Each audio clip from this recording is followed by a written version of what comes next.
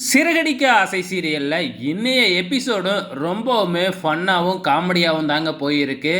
நம்ம முத்துவும் முத்துவோட ஃப்ரெண்டும் செல்வமும் சேர்ந்து எப்படியாச்சும் மலேசியா மாமா கிட்ட இருந்து ஃபாரின் சரக்கு வாங்கி குடிச்சிடணும் அப்படின்னு ட்ரை பண்ணிக்கிட்டு இருக்காங்க இல்லையா.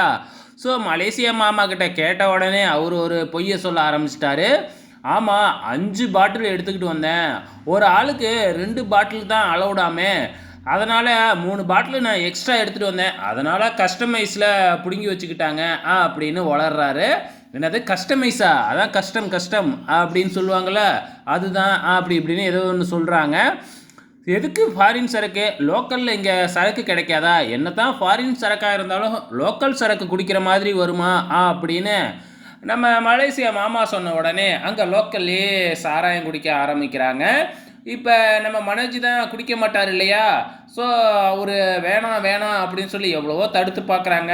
ஆனால் எல்லாருமே உட்காந்து குடிக்க ஆரம்பிச்சிட்றாங்க.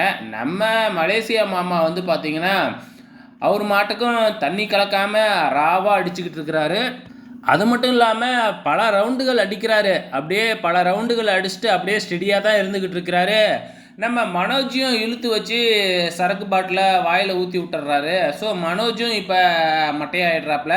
அவர் மாட்டுக்கும் போதையில் ஏந்திரிச்சு அவர் மாட்டுக்கு நான் வீட்டுக்கு போகிறேன் அப்படின்னு சொல்லிட்டு அவர் மாட்டுக்கும் கிளம்பிடுறாரு. ஸோ இங்கே எப்படியாச்சும் சரக்கு குடிச்சிட்டாப்புல, இதுக்கப்புறம் உண்மையை சொல்லிவிடுவார் அப்படின்னு சொல்லிட்டு முத்துவும் செல்வமும் ட்ரை பண்ணுறாங்க. ஆனால் மலேசியா மாமாவும் பார்த்திங்கன்னா என் ஊர் என்ன தெரியுமா, நான் யார் தெரியுமா அப்படின்னு மட்டும்தான் சொல்கிறாரு. மற்றபடி பார்த்திங்கன்னா உண்மையை சொல்லவே இல்லை.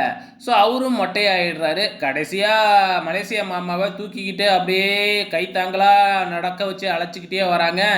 இங்கே மனோஜ் பார்த்திங்கன்னா தெருவில் ஒரு ஓரமாக ஒரு இடத்துல படுத்து கிடக்கிறாப்புல. கடைசியாக அவனையும் தூக்கிக்கிட்டு அப்படியே வீட்டுக்குள்ளே பயந்து பயந்து வராங்க. என்ன நடக்க போகுதோ ஏது நடக்க போகுதோ அப்படின்னு சொல்லிட்டு இப்போ வீட்டுக்குள்ளாரையும் வந்துட்டாங்க. மனோஜ் சேரில் உட்கார வச்சிடுறாங்க. அப்படியே சிலை மாதிரியே உட்காந்துருக்குறாங்க. இங்கே விஜயாவும் ரோகிணியும் மனோஜ் உனக்கு என்னாச்சு என்னாச்சு அப்படின்னு சொல்லி கேட்டுக்கிட்டே இருக்கிறாங்க. இன்னைய எபிசோடை பொறுத்தளவு இதுதாங்க நடந்திருக்கு. ஆக மொத்தத்தில் எபிசோடை பார்க்குறப்ப ரொம்பவுமே ஃபன்னாக இருந்துச்சு.